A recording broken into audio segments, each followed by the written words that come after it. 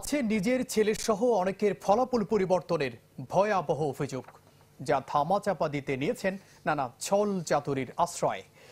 আবার তদন্ত ঠেকাতেও কম তৎপর নন তিনি। এসব অভিযোগ চট্টগ্রাম শিক্ষা বোর্ডের সচিব ও সাবেক পরীক্ষা নিয়ন্ত্রক নারায়ণ চন্দ্র নাথকে ঘিরে, যার অনিয়ম দুর্নীতির সুষ্ঠু তদন্ত চেয়ে বোর্ড চেয়ারম্যানকে স্মারকলিপি দিয়েছে বাংলাদেশের মুক্তি সংগ্রাম ও মুক্তিযুদ্ধ গবেষণা ট্রাস্ট। চট্টগ্রাম শিক্ষা বোর্ডের পরীক্ষা নিয়ন্ত্রক ছিলেন নারায়ণ চন্দ্র নাথ। গেল বছর যার বিরুদ্ধে উঠে নিজের ছেলের পরীক্ষার ফলাফল জালিয়াতির গুরুতর অভিযোগ। শুধু সন্তানকে পার পাইয়ে দেওয়ার অপচেষ্টাই নয়, অপতৎপরতার অভিযোগ আছে আরও অনেকের ফলাফল পরিবর্তনেরও। যা কিছু ধামাচাপা দিতে নানা ছল চাতুরীর আশ্রয় নেন তিনি। এসব বিষয়ে কথা বলায় মুক্তিযোদ্ধা সহ কয়েকজনের বিরুদ্ধে মামলা দেন নারায়ণ চন্দ্র।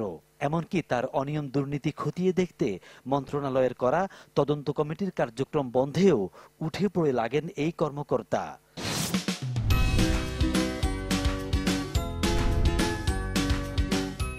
এত কিছুর মধ্যেই দায়িত্ব পালন করেন ভারপ্রাপ্ত বোর্ড চেয়ারম্যানের।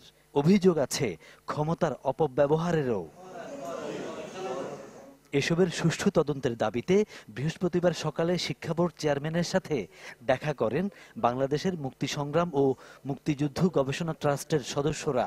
নারায়ণ চন্দ্রের বিরুদ্ধে ব্যবস্থা নেয়ার দাবিতে দেন স্মারকলিপি।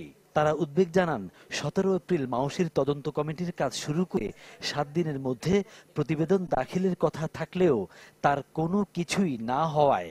এর আগে কিন্তু তদন্ত হয়েছে, আমরা যখন স্মারকলিপি দিয়েছিলাম তার আগে তদন্ত হয়েছে।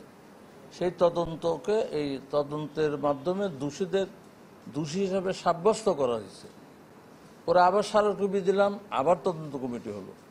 এই যে সরকারের যে এই জিনিসগুলো, এটা আমাদের ব্যথিত করেছে। তদন্ত হোক, উনি যদি দোষী না হন খালাস পাবেন, কিন্তু তদন্ত হবে না কেন?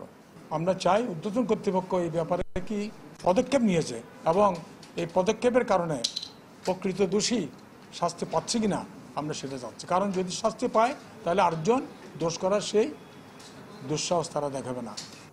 স্মারকলিপি গ্রহণ করে যথাযথ ব্যবস্থা নেওয়ার আশ্বাস দেন বোর্ডের নতুন চেয়ারম্যান অধ্যাপক রেজাউল করিম।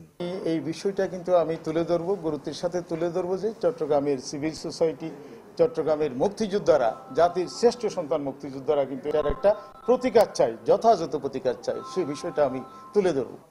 তদন্তে প্রভাব পড়তে পারে, তাই সব রকম দায়িত্ব থেকে নারায়ণ চন্দ্রকে আপাতত বিরত রাখার তাগিদ মুক্তিযোদ্ধা ও বিশিষ্টজনেরা। ফখরুল ইসলাম, চ্যানেল 24, চট্টগ্রাম।